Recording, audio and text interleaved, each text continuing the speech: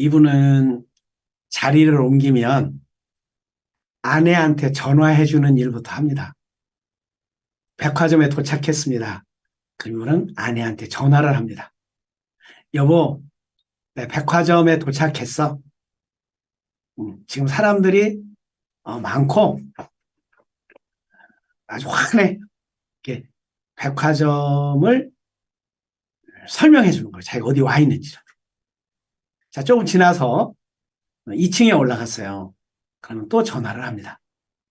여보, 내가 백화점에 2층에 올라갔어. 남성들 있는 옷가게에 올라왔어. 전자제품 가게에 올라왔어. 이렇게 전화를 해줘요.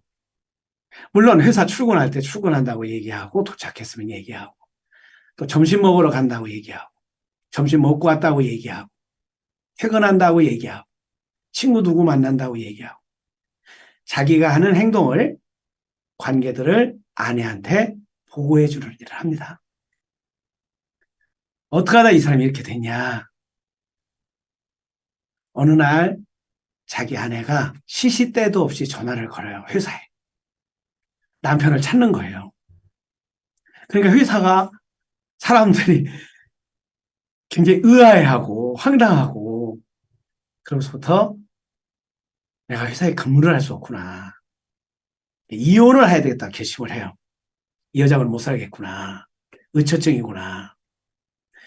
의심하는 내 아내도 힘들지만 의심받는 나도 너무 힘들다.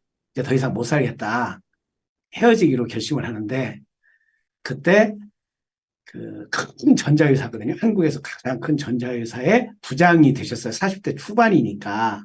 근데 그때 그 신입사원 면접 담당관으로 나가게 되는데 거기에 뭐가 들어있냐면 이혼한 자녀의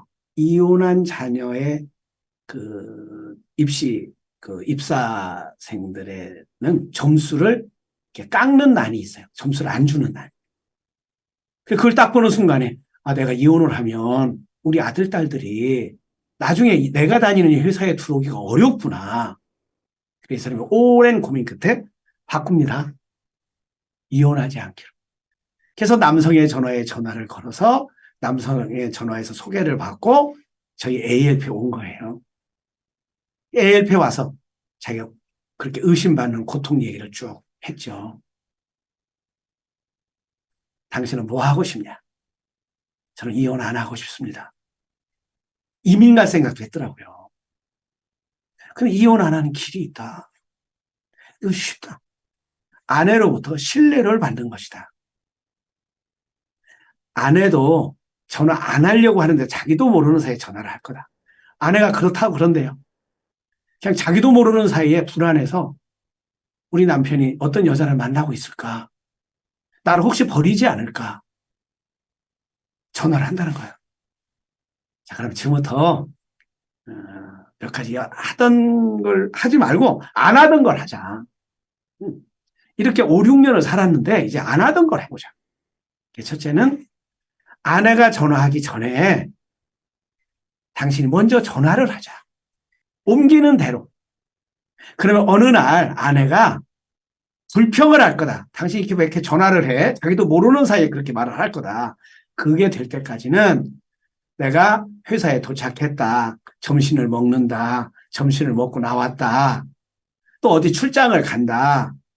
라고 그 당시는 스마트폰이 아니라 그냥 핸드폰 시절이거든요. 보여줄 수는 없으니까 말을 해라. 그럼 옆에 친구가 있으면 친구 목소리를 들려줘라. 백화점에 가면 백화점에서 도착했다. 2층으로 올라간다. 5층으로 올라간다. 전자 제품을 보고 있다라고 말을 해주라고 그랬어요. 그랬더니 정말 이분이 그렇게 한 거예요. 그랬더니 정말 어느 날 아내가 그러더래요. 여보 이렇게 전화 안 와도 돼. 불편해. 나도 불편해. 두 번째 권하는 방법은 눈을 보라고 그랬어요. 여태까지 눈을 안 본 거예요.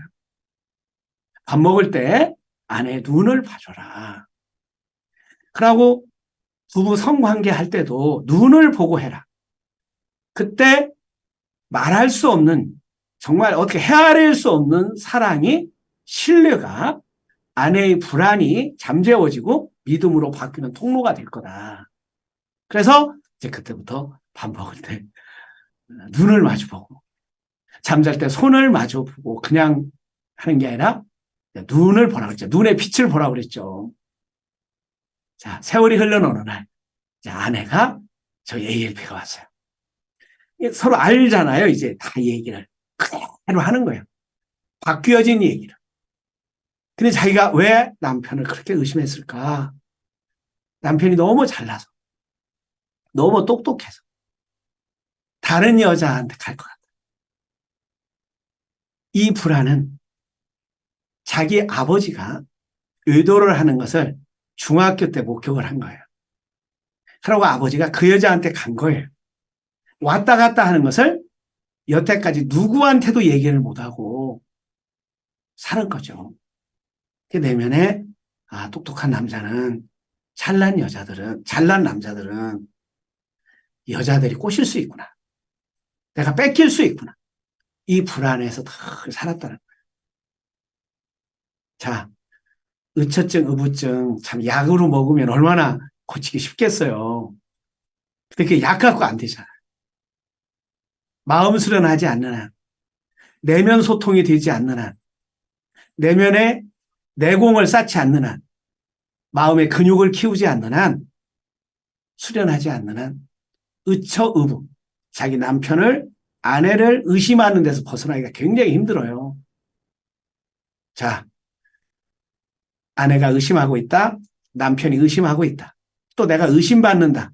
얼마나 불편해요. 자, 우리는 가장 원하는 쪽으로 선택을. 나는 이혼하고 싶지 않다. 그렇다면 이혼 안 할 수 있는 생각을 동원하자. 그 중에 하나, 내가 먼저 전화하기 전에, 묻기 전에 말해주는 거다. 요즘 같으면 스마트폰이니까 풍경까지 알려줄 수 있잖아요.